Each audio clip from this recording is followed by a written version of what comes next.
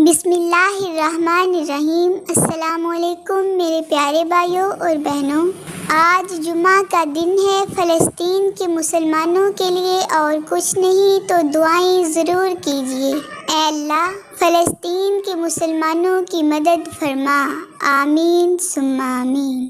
مسئلہ فلسطین کے حل کے لیے ہر شخص اپنے حصے کا کام کرے۔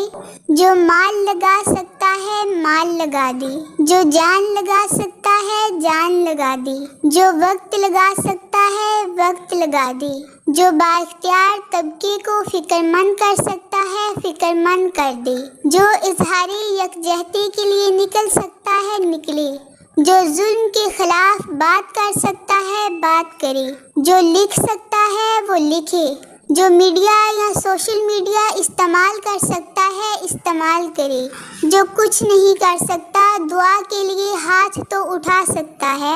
اپنے مظلوم فلسطینی بھائیوں کے لیے گڑ گڑا کر دعائیں کیجیے۔ اللہ تعالیٰ ہر ایک کی کوشش کو اپنی بارگاہ میں قبول فرمائے، آمین ثم آمین۔ آئیے ہم اپنے بچوں کو القدس سے پیار کرنا اور اس کا دفاع کرنے کا درس دیں۔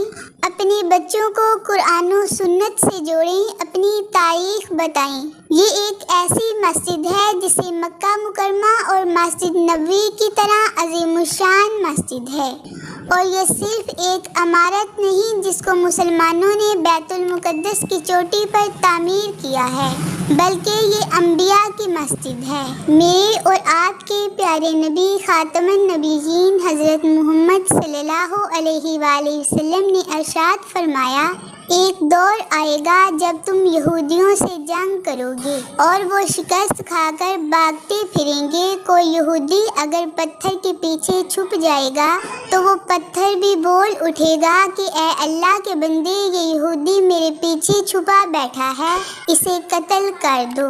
صحیح مسلم۔ اللہ تعالیٰ کی بارگاہ میں دعا ہے کہ وہ دور جلد آئے، آمین ثم آمین۔ تم ڈھونڈتی ہو آج بھی اے مسجد اقصیٰ، تم ڈھونڈتی ہو آج بھی اے مسجد اقصیٰ، ماضی میں تھے جو صاحب ایمان کہاں ہیں، مسجد ہی تھی جن کے لیے تسکین دل و جاں، اس دور میں یا رب وہ مسلمان کہاں ہیں، اس دور میں یا رب وہ مسلمان کہاں ہیں۔ مسلمانوں، اللہ تعالیٰ نے ظلم کے خلاف جہاد کا حکم دیا ہے، احتجاج کا نہیں۔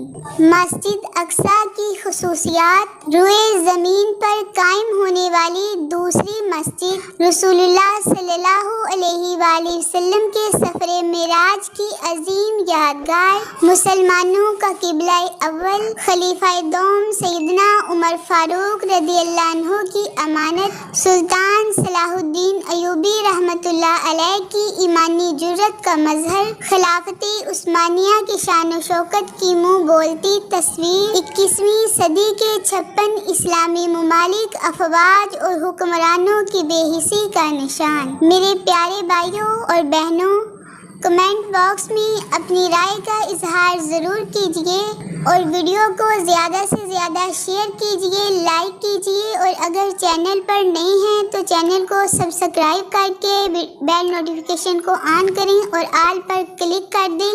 اللہ تعالیٰ آپ سب کو اپنے حفظ و امان میں رکھے، آمین ثم آمین۔ اللہ حافظ۔